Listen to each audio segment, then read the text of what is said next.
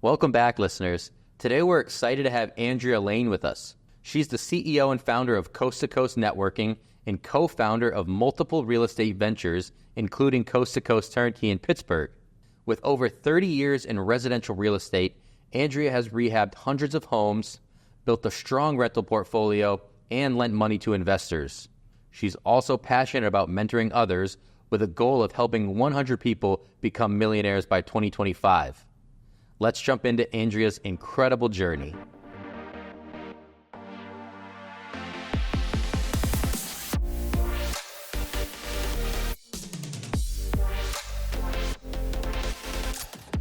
Andrea Lane, thank you so much for joining us today. Welcome to Uncontested Investing. I'm so happy to have you, a real estate veteran. I know you're going to give some great information, some insight, and expertise to our listeners today. So thank you so much for joining us in the studio. And thank you for having me. I appreciate it. So, as I mentioned, real estate veteran, right? I always want to go back to the beginning. What kind of started this real estate journey for you? We had a fun time talking before the interview, and, a real estate investor, that wasn't really a term or a profession back when you first got started. So what was that journey like for you? So when I got into real estate, when I bought my first property, I really bought it because I didn't want to pay taxes. I read enough to know that if I owned property that was a rental, I could take my depreciation and all the other good expenses off my income. At the time, I was starting in technology, which was a great field in New York, making a lot of money, and I didn't want to pay my taxes. So I decided to buy property. Back then, I did not know of anyone else who was doing it. I had no friends interested in it. They thought I was crazy. There was no real estate association to go to. There was no internet. So I did what any good person would do. They go out and they buy it. I knew nothing about it. I bought it in not the best location. I bought it as a rental, and I over-rehabbed it. I actually wallpapered the house. It looked beautiful. I would have moved in. Not a great idea for a rental in the area. I didn't vet tenants as well as I should have, so I had some good ones, some bad ones, and the bad ones were really bad. So I made a lot of mistakes when I got in. And back then, when I made the money, it was 100% off active. I don't even know if I knew what passive income was at the time. It just wasn't a thing. And that's how I got started. And I just said, okay, this works. Let's do it again. Yeah. So you mentioned there were some mistakes in there. Yeah. Every new investor has to learn them one way or another. What do you think attributed to your longevity then? Because, you kind of have to be okay with having that tough skin as an investor. You're going to kind of stumble and fall out of the blocks a little bit, but it's really about catching your stride, your momentum, learning a strategy that works for you. So what really pushed you forward and through those early mistakes of like, this is still so worth doing? So the first thing that did it is I'm absolutely going to prove everybody wrong that you can't do this. So I wasn't going to stop. Okay. So consistency was important. Keep going through, whether it was bad or not, finding different options and opportunities and different ways of doing things. And every step of the way, it's not that I didn't make the same mistake more than once. I didn't make it more than twice, but I never made it as hard as I did the first time, right? So I definitely knew I needed to look at how to rehab places better. That was my first learn. Then I learned you need to figure out the location that you want property in. Not that there's wrong locations, you need to understand what you want, right? So it's a slow growing process for me. Yeah. Nowadays, it's so easy. Anyone can do it. There's so much opportunity to learn before you make so many mistakes. That's one thing I want to talk about too. You're a co-founder at Coast to Coast, and you guys are very helpful. You kind of take people along throughout the entire process. So what does that mean to you to kind of be able to give back in a position where you can alleviate some stresses that you experience? And like you said, anybody can do it. So you're taking anybody that wants to reach out to you and trying to turn them into a success story. Exactly. So I do help people go from zero to, my goal is 100 millionaires in the next 2 years. So I do help people move up in the real estate chain. And it's by working with them either as a coach and mentor or through an internship or through a program that I run. And I walk them through what they need to do And then they need to do it. I'm not going to do it for them. If they slip and fall, I'll say, wait a minute, let's readjust. Here's what we need to do. They're going to make mistakes along the way. I'm hoping to minimize those mistakes. What I like to teach people the most is my mistakes. You can read a book on how to do a rehab, on how to buy and hold, on how to do a wholesale. What it doesn't tell you is the millions of things that can go wrong, that don't work the way you think it's going to work, how long it takes to get something done. So that's what I like to share with people. Right, here's what you need to do. Now don't do A, B, and C. That real experience really matters, right? It's one thing to have the manual to do it, but to have somebody that's over your shoulder kind of guiding you in the right direction, steering you down the right path, if you will, is almost just as important, if not more important, I think. Yeah, I wish I had had it when I started, because I would have certainly not made all the mistakes. Probably some, but not all the mistakes I've made. And so I try and teach people, here's what you need to do. You're going to find your own way, right? Nobody does the same thing the same way. Everything in real estate it depends. I don't have an answer that says, do this and it works. Well, yeah, this works, but this may be better. So it's all about learning and constantly moving. Yeah, I'm thinking of one of those charts. It's like, if yes, do this. If no, go down this path and figure it out. You kind of got to jerry-rig it until you got that success that you can kind of manipulate and do it over and over again. Repeat it, I guess, is the right way to say it. Repeat over and over.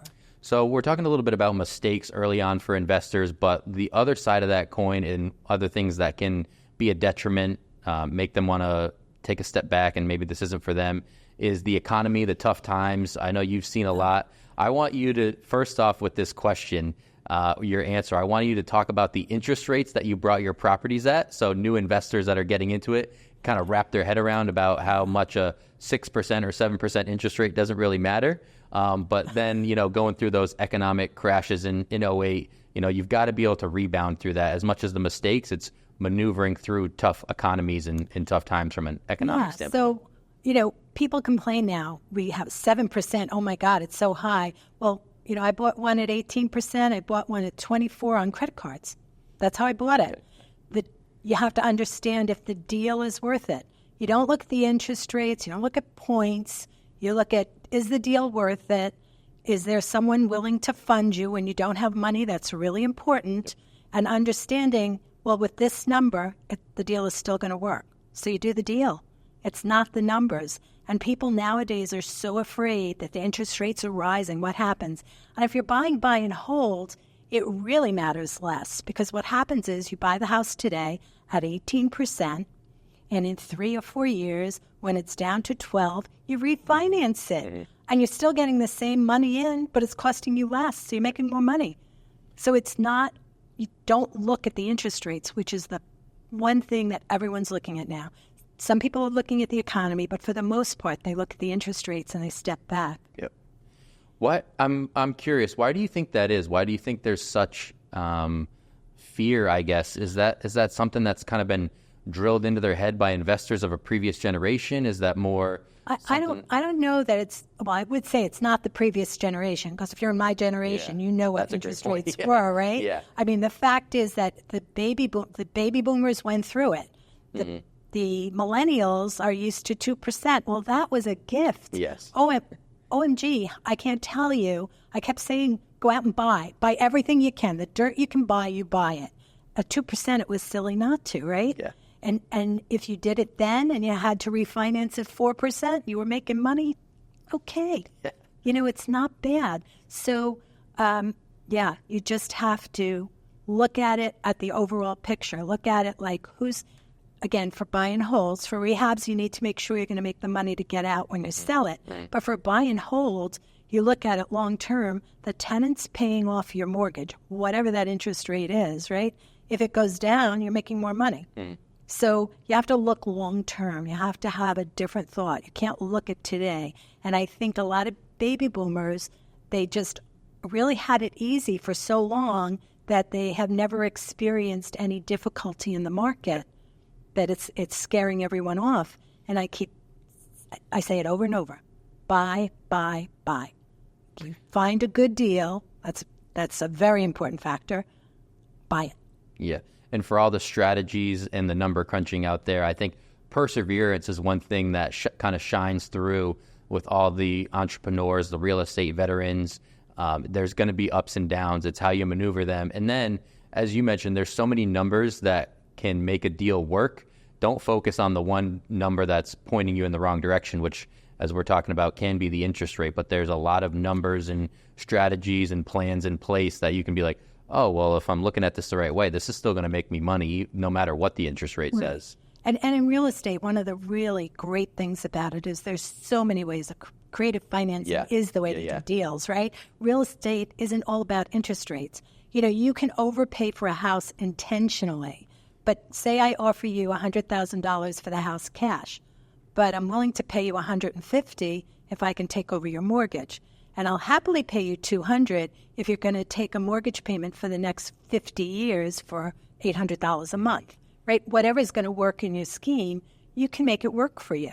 Yep. So it's a fabulous opportunity for people. It's not cookie cutter by any stretch of the imagination. It depends. Exactly. There we go. That's a great way to end that. So as I mentioned at the beginning, this is going to be a great episode. You have all the knowledge in the world, and I'm happy for our audience to experience it, hear it right from you. We're going to take our first break, though. We're going to come back with the Money Making Minute. Andrea Lane, everybody, sit tight. This is going to be a good one. REI Inc. is the premier monthly publication for real estate investors. Dive into a wealth of expert insights and knowledge from industry leaders and gain valuable regional market insights, ensuring you always have the best information right at your fingertips. Visit REIInc.com to elevate your real estate investment game today. So we're back with this week's episode of Uncontested Investing with co-founder Andrea Lane from Coast to Coast Real Estate Group. Want to make sure I got that whole title in there. Andrea, it's time for the Money Making Minute. So what this is an investment strategy, app, skill, habit, daily part of a routine, anything that you think helps you be more successful. And I'm really excited to hear your answer because, spoiler alert, I know what she's going to say, everybody. But I'm really excited for our listeners to hear this, wrap their head around it. It's a really cool strategy, depending on the location that you're looking in. It really makes sense. So please, Andrea, take it away with the Money Making Minute.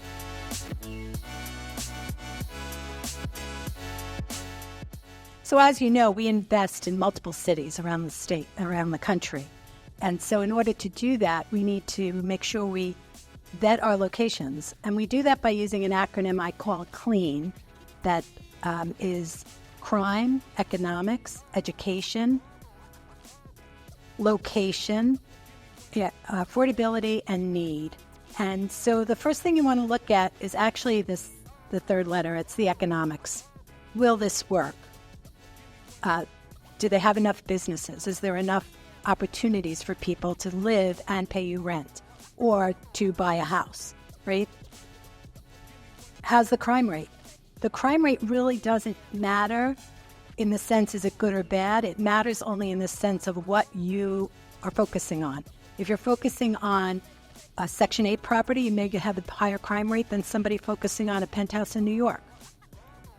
The location, again, is very important. It's important that you understand where it is you want to buy your properties.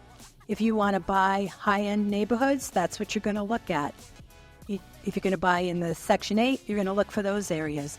Wherever you choose to go, you need to make sure you have someone in the area who understands the laws, rules, and regulations, the weather, the conditions that housing works in that area. For example, if you go to Houston, they have this thing called mud and PUD. You're going to be paying for the rest of your life a fee that if you come from New York, I promise you don't even know what it's for.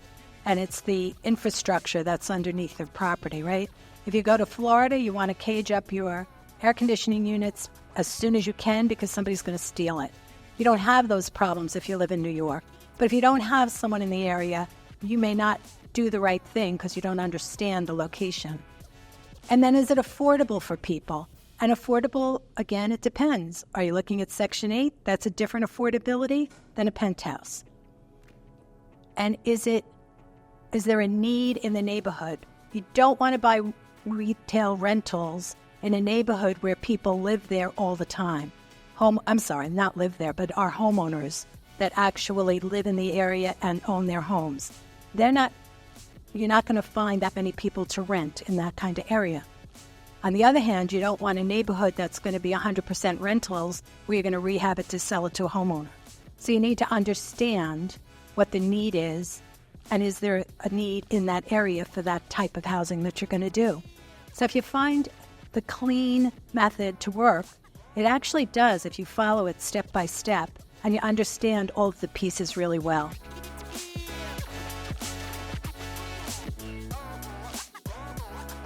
I just absolutely love that, Andrea. I think it just breaks it down into such an understandable way for any investor to really go into a new area and be like, what should I be looking for? So I have to ask you, how did you come up with that? Because it just works so perfectly clean. You know, it kind of ties into everybody wants a clean real estate property. It just works so well for the industry. So was there a light bulb moment? Is it kind of just years of experience that all came together? Well, actually, I was going through the steps in creating a video, and the gentleman who's doing the video, Matt, he said to me, "Oh, this is clean." I said, "Clean?" He said, "Yeah, here's what you said." I said, "Thank you." Yeah. And that, I mean, it was a light bulb moment because it's so easy to share and it's so easy to remember.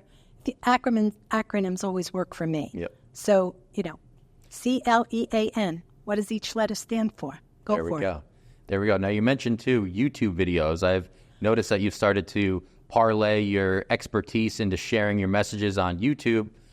Obviously, when you first started in this business, YouTube, internet, cell phones, education, real estate associations, all of these things were not even in existence yet. So you've kind of had to translate and go into a different environment, if you will, translate your expertise onto on camera, talking about it. How has that been? How's that journey been, starting out on YouTube and creating educational content? Creating the content is relatively easy, right? I can talk about real estate 24/7 and be very happy. Getting it out to the people, that's the hard part. And that's the part I'm not good at. You have to have other people help me with that, right? Yep. Marketing is not my strong point. I want to help people. How do I get to them? But yeah, getting out on social media has become very important, and it's something that I am still evolving in. Yeah. I'm not there yet, so... It takes a little bit of courage, though, and I applaud you for getting out there and starting to share that. I think overall, though, as a message, it doesn't have to be social media. It doesn't have to be getting in front of a camera. A real estate investor always needs to be adapting, though, and learning new skills. How important just is that to get another skill into the tool bench, I guess? So this is true in anything, but in real estate, you never stop learning. There's always something new. You may have always bought houses with your own money. Now you have to learn how to use private money. Or you may have found a deal that works with creative finance. So finding deals, you need to find different ways. When you want to talk to people, I've always been go out and shake hands, right? That's what I teach all the time. But social media is important now. Not everybody leaves their house since COVID. You have to be out there meeting people on social media. For me, that's really a little tough because that's not my forte. I can talk to 1 million people in person, but finding them on social media isn't what I do best. And so it's always learning, always changing the way you do things to adapt to what you need in the time you're working in. And going back to those YouTube videos, I noticed that they were released by the Metro Real Estate Investors Association. And again, that goes back to something that you never had when you first started on your journey. You've talked about that, how important they are. So in the Metro Real Estate Investors Association, being a member, you've even created your own at one point. Talk about that investor community, how important it is to you. So I did not know about real estate groups even as late as 2015. So I knew people needed to get together. So I started a small group in Baltimore. I was doing my rehabs in Baltimore at the time. And it was growing person to person. It was a live event. And then COVID happened. So what are you going to do? So I started a Zoom call. And I was doing Zoom calls every week. And I was getting more and more people coming because people wanted to connect. Connection is really important. And the other thing I did was I belonged to an education group called Fortune Builders, and they had thousands of people. And I used to go to every event to meet as many people as possible. I wanted to build my network of people. And I still keep in touch with people I met 9 years ago because knowing people in the business, somebody has a piece of information you want, or they may need something, or you may need something. You never know. So the bigger your network, the better your life is. And National RIA has all of these subdivisions, little real estate investment associations, like there's OREA, COREA, MREA, South Jersey REA, ACRE in Pennsylvania. I belong to 3 of them. Yep. Because I'm active in Pittsburgh, and I still have activity in New Jersey, and I belong to Ohio because of the education, like, there's so much available to you. And nowadays, if you can't go to meetings, they have Zoom. So there's no excuse. You can't say, oh, my nearest REIA is 50 miles away. If you need help finding one, call me. I'll find one for you. You can get to them. You can talk to them, and you can get on Zoom if you can't make their meetings. Yeah. But they not only are best networking, but it's also, they always teach you something. And if you're not learning, you're dying. It just works that way in the industry. So you go, you get educated, and you meet people. 2 things you have to build a business. Yes, exactly. And you get it in one place. So I am running down my personal group because I'm focusing on the Metropolitan REIA, which is the North Jersey REIA group that I belong to and I'm vice president of. I cannot focus on both.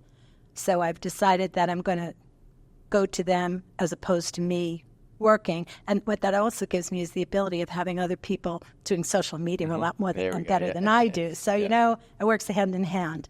I'm not going to lose my group. They'll be invited to MREA. And if they don't want that, I'll give them any REIA in their area. So, very cool. Very cool. Yeah. And I think it's absolutely fitting, but on your LinkedIn bio, you have yourself listed as a connector. And just going through that answer, I can see how much it means to you.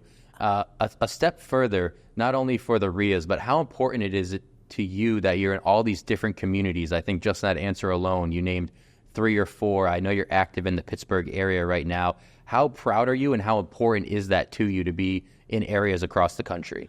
Well, it's important to me. So when I started out, I was very happy being in New York. I'm a New Yorker, born and bred in Brooklyn. And when I decided New York wasn't where I wanted to be, I moved to Jersey. I worked in Jersey, and then I went out to Indiana, and I found Middle America. And I'm like, wow, I don't have to fight with all these people, with the high prices, with the high taxes. So I decided to look outside. And when you do that, you better build a group of people that you can network with and get to know, so you have the community you need in the area you're going to be. So yeah, I would say, for me, that is probably the most important thing that you need in this business, is a really good network of people. And that, it's attorneys, it's contractors, it's your partners, it's people you JV, it's your lenders, it's all the people you need to make a deal happen. Awesome. Okay, so we're at that point where we're going to step aside. Sponsors are going to take over for 15, 30 seconds. We're going to be right back, though, with the Deal Maker segment. Andrea, thank you so much. At RCN Capital, we know that time is money. With our competitive rates and quick turnaround time, you can receive funding in as little as 10 days. We offer flexible payment plans to relieve the pressure of the repayment process. Our team is experienced in making sure that you choose a loan that will suit you best. So get on the phone with a loan officer today by emailing info@rcncapital.com or clicking the link in our bio. So today I'm joined by Andrea Lane, Coast to Coast Real Estate Group, the co-founder of that group. Andrea, we're going to put you on the spot one more time. It's the Deal Maker segment. So what this is going to be is thinking back, personal experience, the longevity you've had. I hope this is an easy one for you, but what causes deals to break down? What causes deals to succeed, right? There's got to be a common characteristic or something on your checklist that you're looking for. What should investors be aware of when they're trying to get that deal across the finish line? What causes that deal to break down, or what causes it to cross the finish line? Deal maker, go ahead.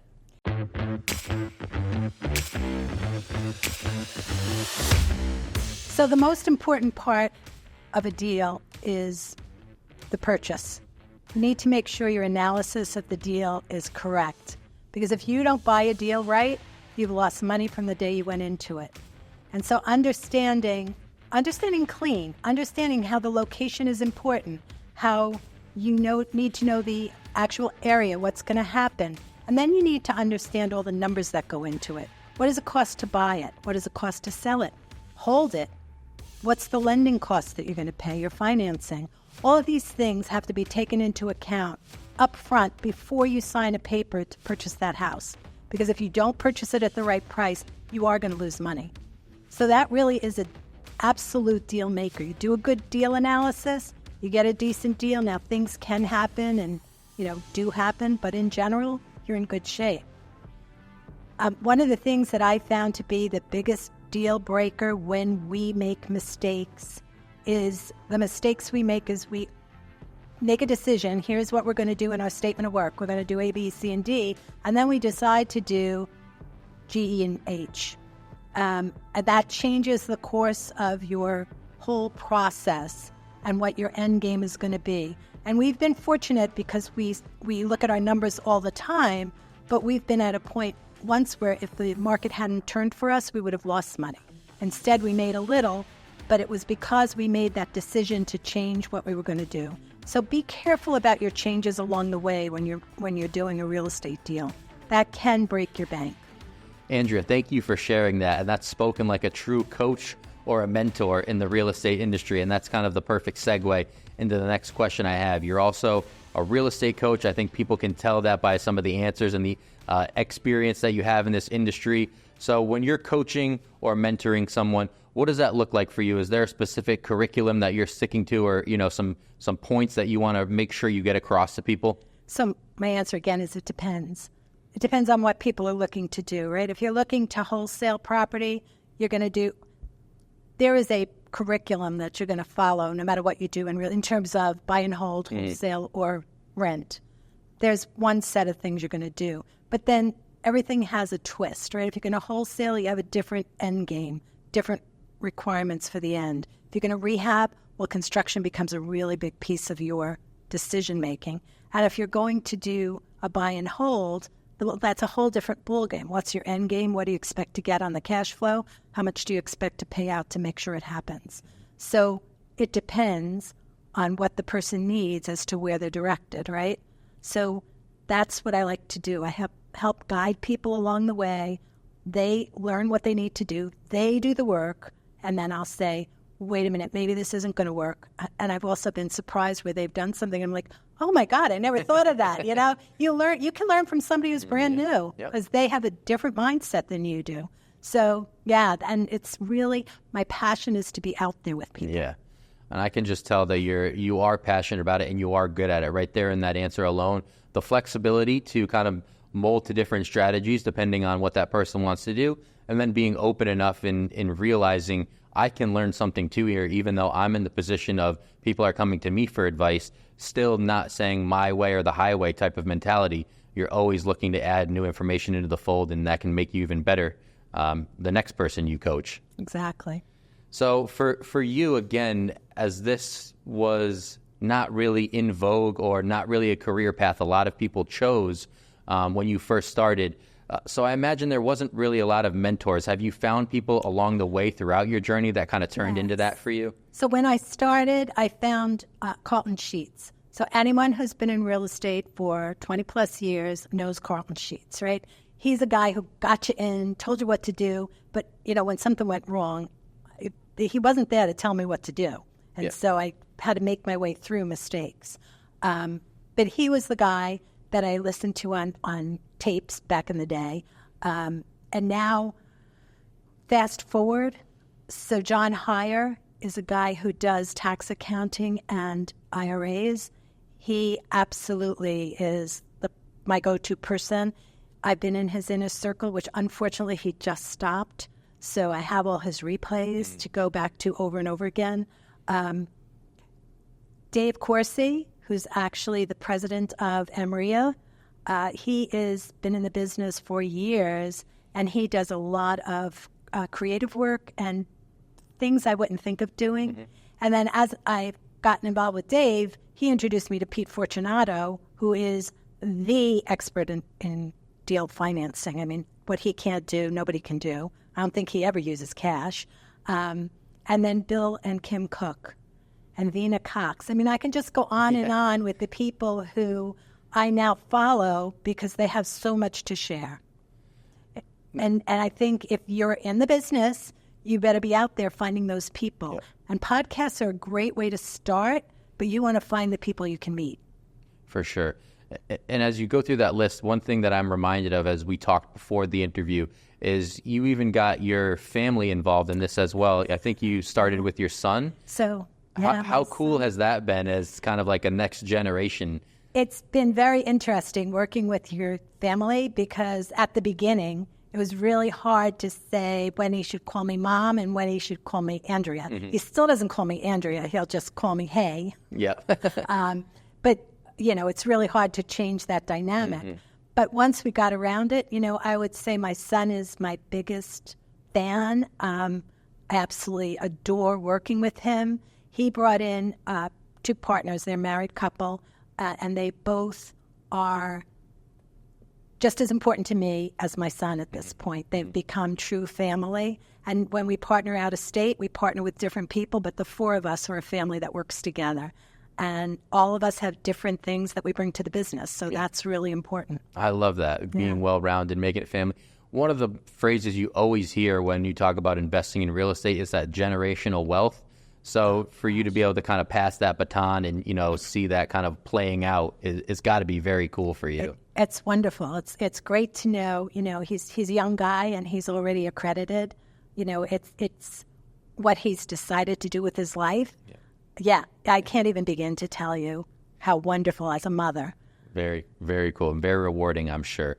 As around that theme of family, one of the things I like to ask about is the passion project or something that people do outside of real estate. I know for you, this is going to be a tougher one, right? You live and breathe it at this point, and rightly so, but there's got to be something that you can turn to turn it off, kind of help you recharge your batteries and make you better in this industry. What are some of those things that you look to do when you're not a real estate expert? When I'm not talking real estate, which, by the way, is most of the time. Yeah. But I have 2 granddaughters. The 2 girls I talked about, my partners, they have twins. They're 18 months old. So my granddaughters are where I spend all my time when I'm not working or cruising, because my next passion is cruising. But when you cruise, you can still work. But when I'm with the girls, I'm 100% with the girls. Yeah. So that's pretty exciting. Those are 2 fun hats to switch between real estate entrepreneur and grandma, right? I love it. That's not a bad job title at the end of the day. Do you want more episodes like this? Be sure to like, subscribe, and share your thoughts in the comments. At Uncontested Investing, we're committed to bringing you the best content, and we'd love your input on the stories and insights that you want to see next. So, Andrea, thank you so much for joining us. I think the last thing to do here is kind of give you the floor. Is there any way that people can reach you very easily? Is it a website? Is it an email address, a number? Yeah. Tell our listeners the best way to find you and learn more. The best way to find me is to text me, and that would be at 732-735-9076. You can reach me on my website, www.coasttocoastturnkey.com, but really, if you text me, you'll get a response much faster. And I believe we'll have it in the bio, but that 2 is an actual number. Oh, too, yes, right? Thank you. I never remember to say cool. that. Yeah, I got you. That's what I'm here for. Andrea, thank you so much. That about wraps it up for us today for our listeners on Uncontested Investing. Thank you so much. Andrea brought a lot to the table. She shared a lot. It's been a fun journey and been a fun conversation talking to you. So thank you so much. And for our Uncontested Investing listeners, we'll see you in the next one. Thank you for listening to Uncontested Investing. Questions about today's episode or the podcast? Email podcast@rcncapital.com and make sure to follow REI Inc. magazine on LinkedIn and Facebook and RCN Capital on Instagram, LinkedIn, and Facebook. See you all next time.